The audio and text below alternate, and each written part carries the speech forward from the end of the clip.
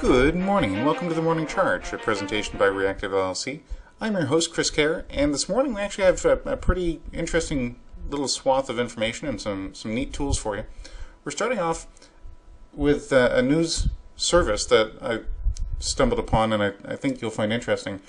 What you'll note over time certainly is that I reach out for news from all over the place, and I like introducing you to new places to go get news, or tools, or anything that might give your business a jolt or a hand. And since this show is all about helping get you plugged into new resources, that's, I think, one of the best advantages of what I do by bringing to your attention some of these other services. So, without further ado, we have Business Without Borders. Has an international flavor as far as helping distribute news about businesses, and today they have an article on an initiative by Visa and presumably most of the other credit card companies to really increase their penetration into foreign markets, not just in terms of business use but in terms of consumer use.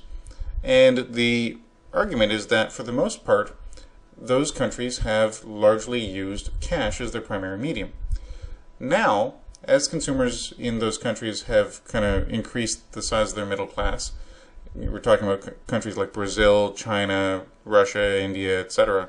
Now they're looking at encouraging much more interaction on a credit card or credit card affiliated bank card basis, so that those transactions become faster, easier, more connected, more trackable, more integrated.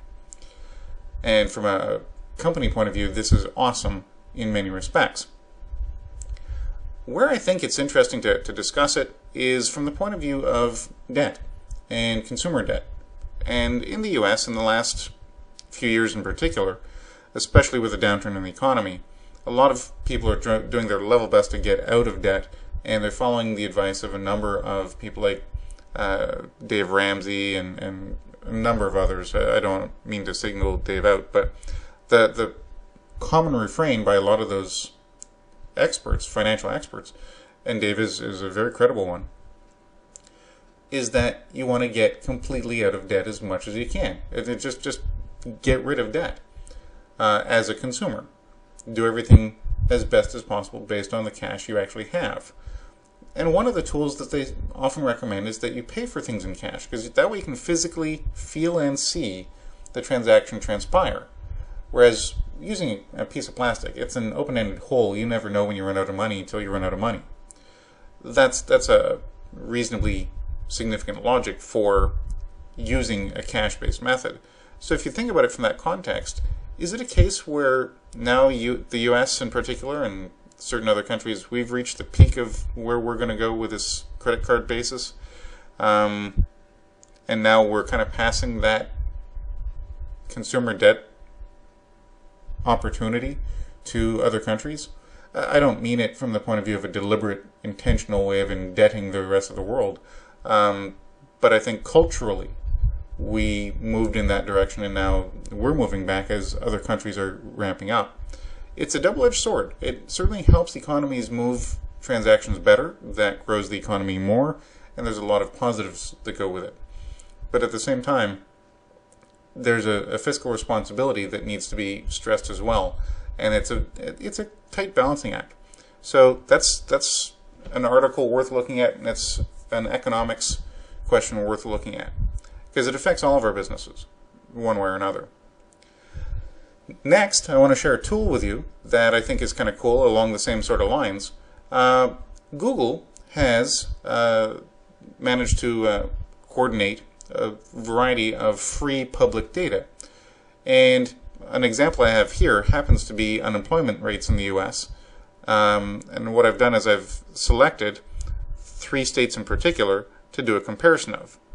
This is completely free. I can export this graphic, use it to my heart's content, use it to explain certain things that I want to explain.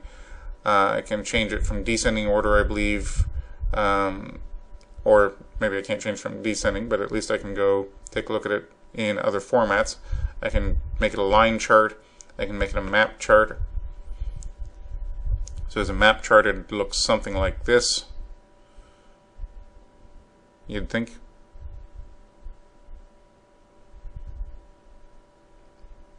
Maybe not.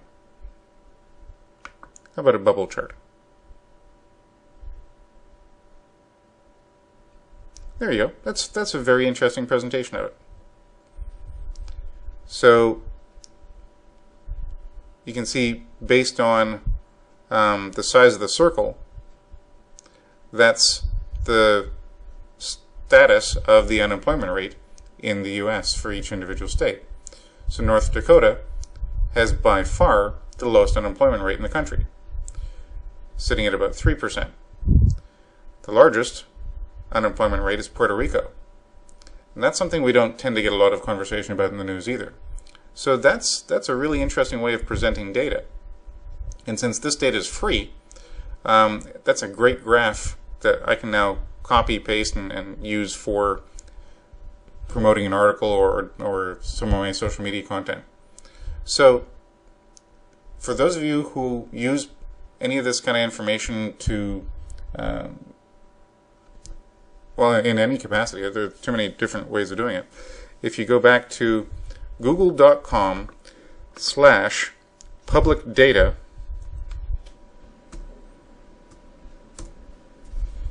you'll get a list of all the different types of data that is available.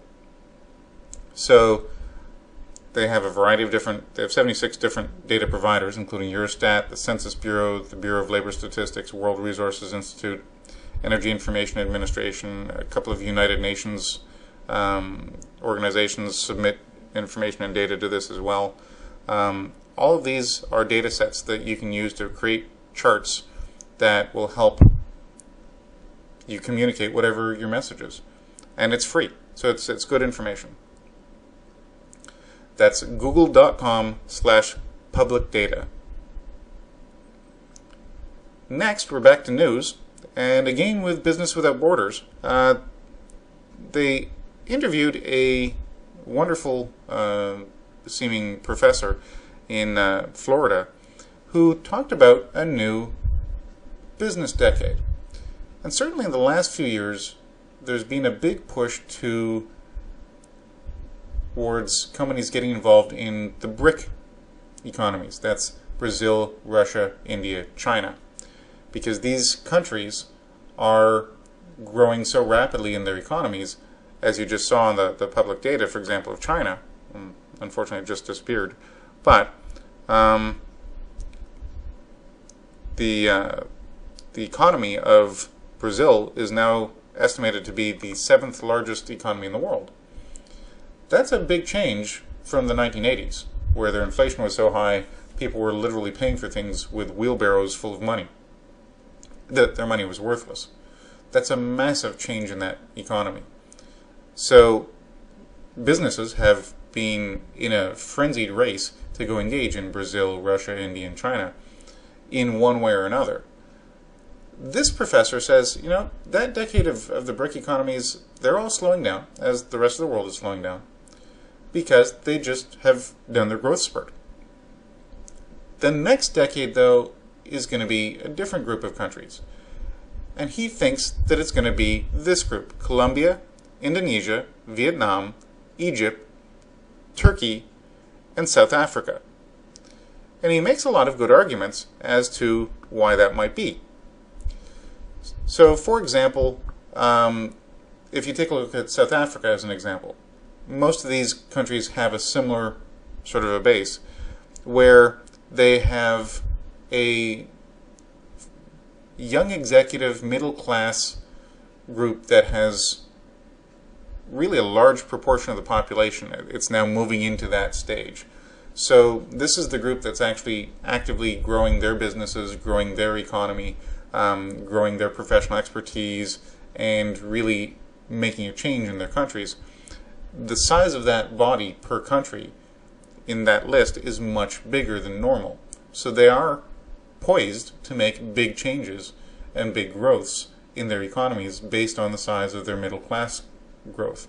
So it's something to look forward to, and it's something seriously to look into if you're planning the long-term benefit of your country, or not just your country, but your company. and you want to take a look at where your next batch of customers might be, CIVETS, or Colombia, Indonesia, Vietnam, Egypt, Turkey, and South Africa, might just be a place to look.